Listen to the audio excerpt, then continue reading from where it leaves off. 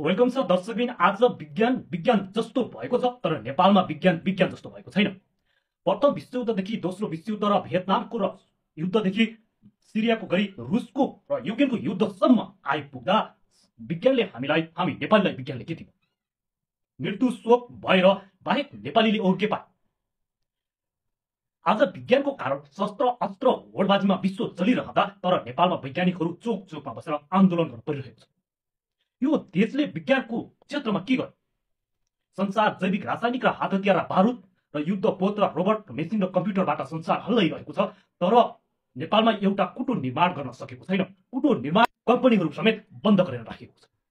संसार विज्ञानको र वैशाखी टिकेर ब्रह्माण्ड चाल्न खोजिरहेको छ, ब्रह्माण्डमा अस्तित्व खोजिरहेको छ, तर नेपालको भएका फ्याक्ट्रीहरू समेत नेपालले बन्द गरेर राखेको छ। विज्ञान सम्पूर्ण जीवनको अस्तित्व खोजिरहँदा हामी नेपालीको अस्तित्व खोज्न हामी आफैले सकिरहेका छैनौँ। आज हामी विज्ञानलाई पछाडि छाडेर सन्तानको टाउकोमा बन्चर हानिरहेका छौँ। कुनै पनि शक्तिवादकको खोल ओढेर आज विज्ञानको अतुलनीय विकासलाई कसैले अल्छी बनाउन नखोजोस्।